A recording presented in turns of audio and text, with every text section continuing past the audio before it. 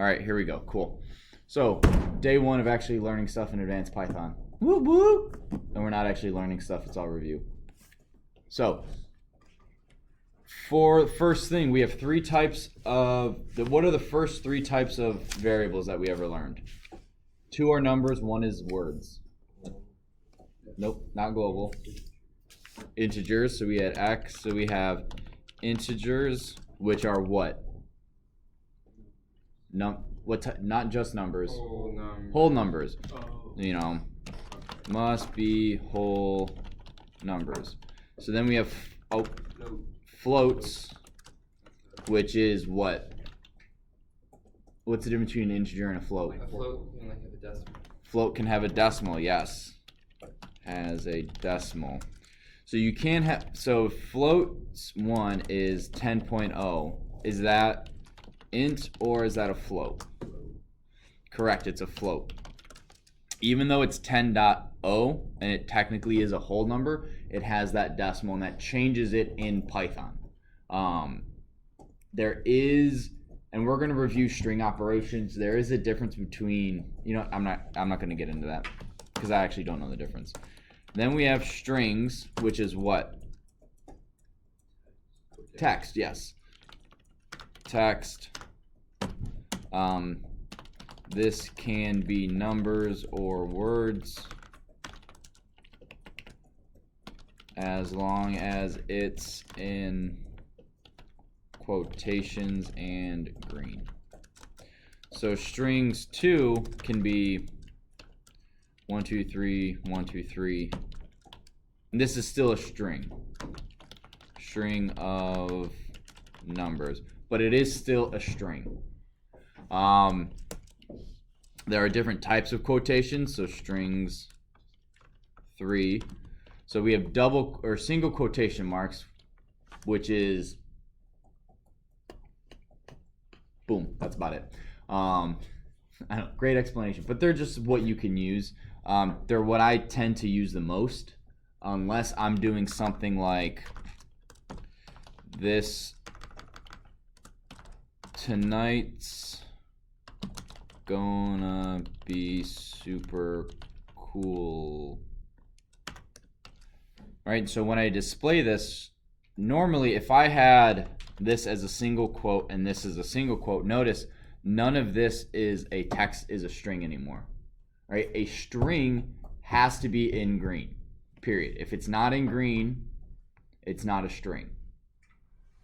Or the str command to change something into a string. So I want all this to be part of my string, so what I would do is I use double quotation marks at the beginning to make sure that this is seen as just a regular string or a regular quotation mark. Do you guys remember escape characters? Like what they are? So escape characters are texts that have special properties. They're always followed, they're always preceded by a backslash. So we have backslash, backslash n is a new line.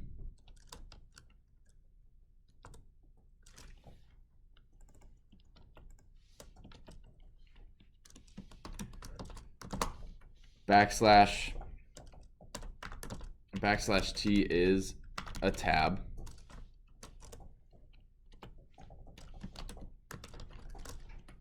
Backslash is just one backslash. Escape characters 3 is backslash quotation mark will display a single quotation mark.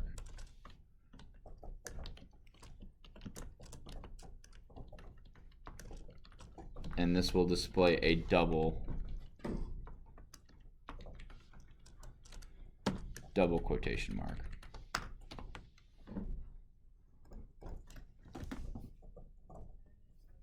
You guys got questions? Again, this is going to be a little quicker of a review for the three of you who took this last semester. Micah, do you have any questions? Is it coming back to you? Yeah. All right, cool. So, I got dust on my screen. / So, you guys should have in intro with your file paths for your video game. I'll actually wait for everyone to be done typing. Let me know when you're done typing by poking yourself in the forehead like this. Oh, cool. You guys all did it. That's really funny. So you guys in intro had to do a file path for your images and audio for your video game. And Micah, did we do, for that, do you remember having to do 2 / or just 1? I can't remember how long ago you took it. I took it sophomore year session. So 2 years ago? Yeah. That was 28. I can't remember. So, what you can do, so file path is, also, if you guys, just so you guys know, if you hold control, instead of going by one at a time, it will actually go by spaces. So if you hold control, you can get to places a lot faster. If you hit home, you guys have this in your function keys up top, so you actually have to turn the function light off. If you hit home, it goes to the front of the line. If you hit end, it goes to the end of the line. So if you're curious as to how I'm zooming around the text faster than what you're used to, it's because of those little shortcuts. Page up doesn't do anything right now. So file path, nope, let's go to, so let's say this is my file path, and I'm going to get rid of all this so you guys can see the whole thing. So this is my file path. In order for this to be useful, I have to have it as a string. Now if I have it just like this, or even with single or double quotation marks, I'm gonna get an error. Can anyone figure out why? It needs to be a raw string.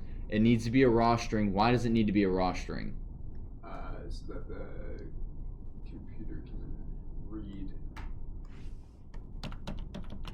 I don't know. Because of the /t.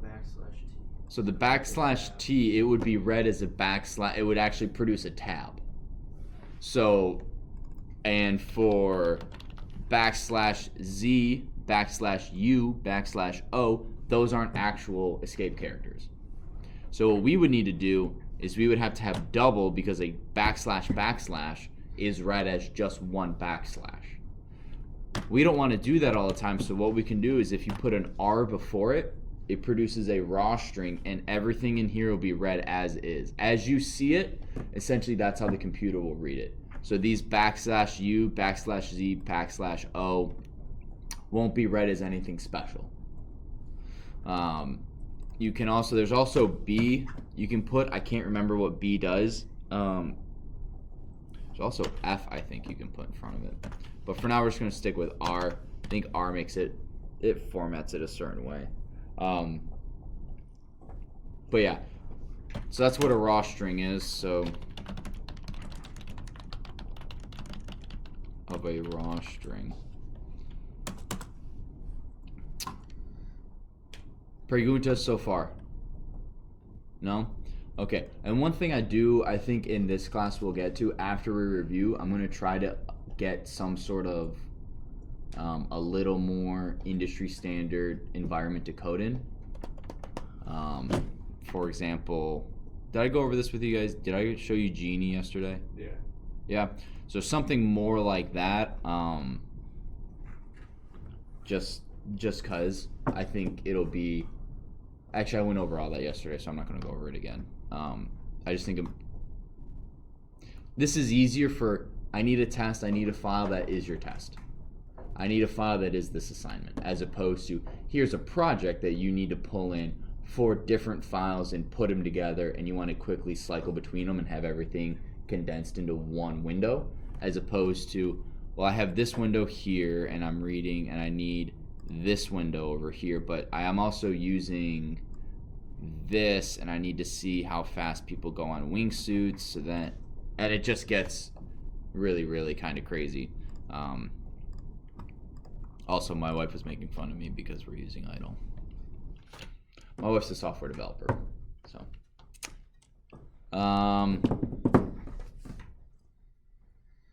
Okay, questions so far? All right, so that's basically integers, strings, and numbers, and you can go in between an integer to a string to a float, and that's pretty easy. All you do is you take integers equals int of a number, and what it will do is it will make this an integer, so it gets rid of the decimal. I can do floats is float of 10, and what that will do is it will add, if you ever float an integer, it will always be .0. I don't really know of when you would want that off the top of my head, but you can do it. And then lastly, strings, I don't know, what are we on? Strings 1 or whatever, is str of integers. And all that does is it will make whatever integers is into a string. Make sense? So what you could do is, say, when would that be useful? If someone types in a number, you want it to be a string. So if a user types in, so we're gonna,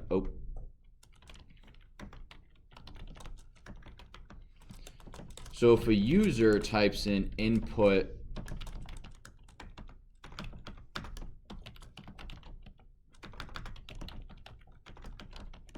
oh my gosh, I cannot type. The user will type in, this will become 28. Well, what if I want, so I'm gonna, instead of going from an integer to a string, we're gonna go from a string to an integer to start with. Well, what if I wanted to add 5 to that? Can I add the number 5 to a string? Not the way you want. Right. I can add, well, to us, I'd want, oh, that'd be 33. Well, in a computer, you can't add an integer and a string together. So you need to change the string into an integer. So you would do new underscore user equals integer of user plus 5. And I'm going to comment all this out for now. Print new user. I'm going to save this. So this is going into the advanced Python classes math. Oh, no, that's the intro.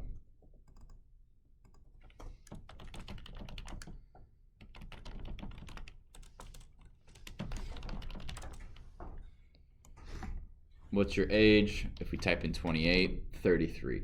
If you don't do this, if you don't change the user to an int,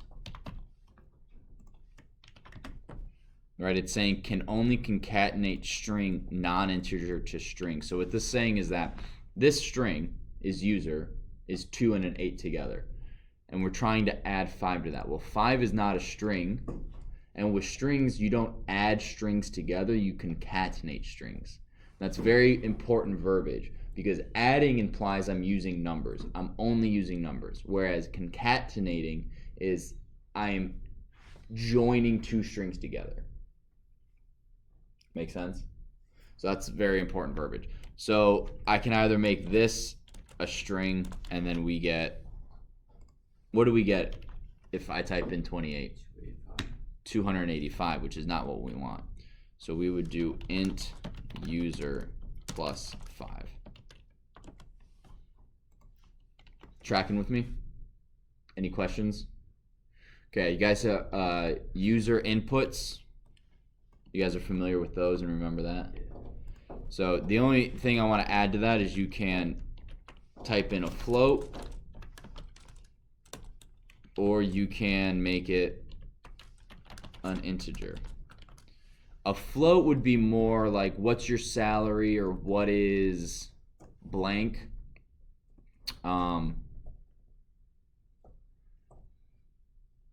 Whereas a float is like how many times do you want this to happen. It's almost always safer to make things a float and integerize them later, because if they type in, well, I want it to run 10.5 times, you don't necessarily want your code to break. And this is where try and except, instead of having if user is not divisible by 3, or like if it's not a decimal, do something else. What we're going to say is we're going to try this in the event that they type in a decimal and we get an error, we're going to do this instead. So instead of coding around an error, you code through the error, which is a little bit harder to do. But we're going to get to that after we do our quiz review for next week. So that'll be the first new thing we learn. We'll learn that on Monday. And then you guys will use that the rest of the semester. And then Tuesday we'll learn dictionaries. And then maybe that second half of that Thursday or that Friday we'll start with regexes, and that's where automation starts coming in. So save that. Any other questions? No? Okay.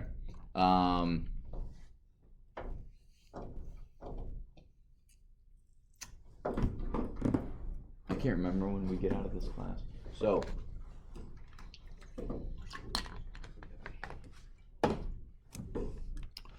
what we're gonna do now are if statements. What's going on in there? I thought Felinsky was just like waving. Oh. All right, well, I'm gonna actually stop this video so it can be more segmented, variables, and then if statements. So we will be back in just a few minutes.